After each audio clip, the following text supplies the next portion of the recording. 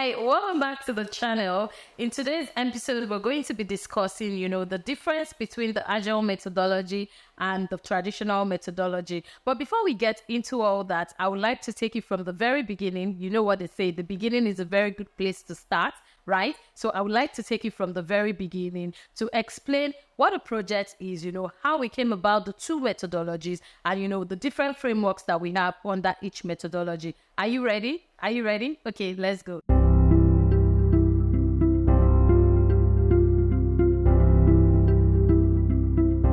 What is a project? A project, according to the Project Management Institute, is a temporary endeavor that is undertaken to create a unique result, a unique product, or a unique service. I'll take that again. It's a temporary endeavor that is undertaken to create a unique product, a unique service, or a unique result. So temporary in the sense that, it has a start and an end date, and, unique in the sense that at the end of it, we have to have a unique product, a unique service, or a unique result. If at the end you do not have a unique result, what you have done is not a project. So now that we have that out of the way, it then begs the question, what are the different methodologies that we have under a project? According to project management, there are two widely known methodologies, right? We have the traditional methodology, which is also known as the predictive methodology or the waterfall methodology. And then we have the Agile methodology, which is also known as the adaptive methodology. These are the two widely known methodologies when it comes to project management. Now that we also have that out of the way, I would like to then go straight into the business of the day, which is the difference between both methodologies. When it comes to the traditional methodology is basically a method that helps you to take your project, in phases and in tasks up until completion in a linear motion, right? What do I mean by that? So you have to complete a stage before you move on to the next stage. And when it comes to the Agile methodology, what are we really saying? The Agile methodology is a lifestyle. It's a way of life. It's a mindset. And in 2002, an Agile guru named Jim Smith actually defined agility as the ability to balance flexibility and stability. So when it comes to the Agile methodology, the two common phrases that you're focused on is flexibility and stability. It's a mindset, right, that enables you to achieve flexibility, and it also enables you to achieve stability. So now that we know the difference between both methodologies, I'll go ahead and give you an example to buttress my point on the difference between both methodologies. So imagine this, company A and company B, right? Both companies are mobile phone producing companies. We come to both companies and we say, I want you to produce me a mobile phone. This mobile phone, you haven't seen it anywhere before. It's nowhere in the market, and you have just 1 year, to produce this mobile phone for me, right? And company A goes, okay, we can do that. But in carrying out this particular project, we will be using the Agile methodology. While company B goes, yes, we can also produce the mobile phone for you. But in doing that, we will use the traditional methodology, right? So both companies, they go away.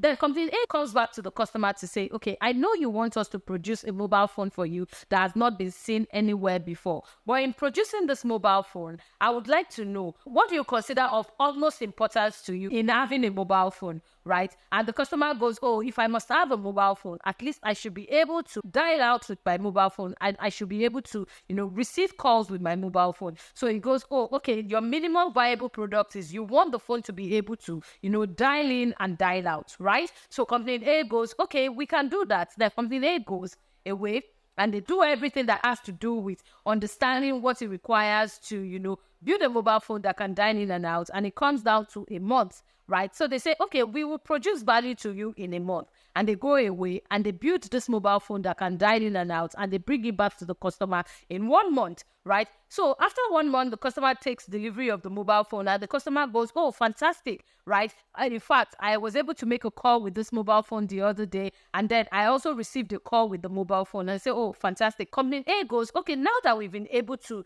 give you the MVP, which is the minimum viable product, which is to dial in and out with your phone, what else is it that you would like for your mobile phone to be able to do?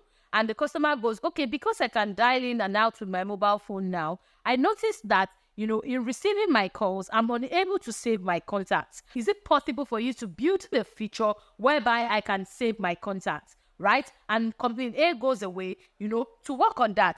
And then after the period of time that they did that, maybe for like another 3 weeks or a month, they come back to the customer to say, we have been able to build you the next feature, which is, to be able to save your contact. So remember now, it means this mobile phone can dial in and out, and it can also save contacts, right? The customer goes, oh, fantastic. Oh, wow. In fact, after I used it, my friend called me the other day. I was able to save my contact. But now that I've been able to save my contact, I've also noticed something else, right? In saving my contact, I've noticed that my contacts are not arranged alphabetically. Can you let that be the next feature that you build on the phone? So now go back again and arrange my contacts in such a way that they are arranged alphabetically. And company A goes, oh, fantastic, we can do that. And company A goes away to work on that. And they work on that for another month. And then they come back, right? So now it means we have a mobile phone that can dial in and out, a mobile phone that can save contacts, and a mobile phone that can save contacts alphabetically. So company B says, yeah, because our processes are linear, right? So we have to, go through the initiation phase, then we go through planning, then we go through execution, we go through the monitoring and controls phase, and then, we close. That's how we carry out our project. Because our phases are linear, we will not be able to deliver anything to you until after a year, right? And company B goes away to build their mobile phone. Out of these two companies, which of the companies will you most likely go with? I'm betting you're thinking company A, right? Because, within 3 months, company A has been able to deliver value to us 3 times. They've been able to give us a mobile phone that can dial in and out. They've been able to upgrade this mobile phone to be able to save contact. And then they've been able to also upgrade it to be able to save contact alphabetically. And that's like the major difference between both methodologies. Unlike the traditional methodology where, you're required to plan your project upfront. After that, you're required to move your project through phases, in a linear motion, where you're also required to be able to, only deliver value to the customer at the end of the project. The Agile methodology, is flexible. It is stable. You understand that the customers are constantly changing their minds. And as a result of that, we do not want to go into the project planning upfront and then having to change everything we've done with regards to the project, or delivering a project or delivering a product at the end of the day that the customer now considers obsolete. So the Agile methodology is more about flexibility. It is more about delivering value to the customer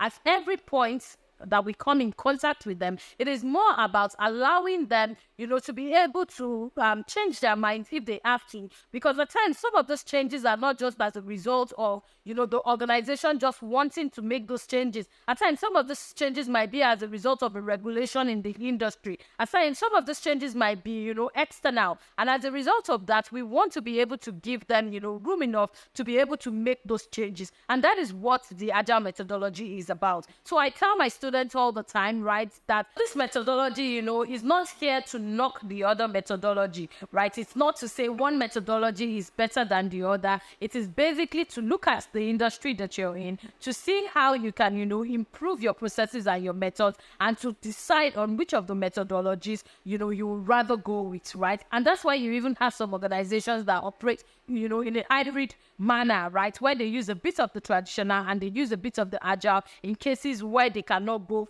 fully agile or fully traditional, right? So I hope I've been able to really, break out the difference between both methodologies. I hope now when you hear about the Agile methodology, it is no longer confusing to you. You now understand that, okay, the Agile methodology is also the one that is being referred to as the adaptive methodology. And now when you also hear about the traditional methodology, the traditional methodology is the one that is also being referred to, as the predictive methodology or the waterfall methodology. Thank you so much for joining us today once again. I'll see you in the next video. As usual, if you're just joining us, this is a community of, like-minded professionals within the Agile space and in the project management space. And if you'd like to join the party, please go ahead, to subscribe to the channel and turn on your notification button so you don't miss any of our videos. I'll see you in the next video. Thank you. Bye.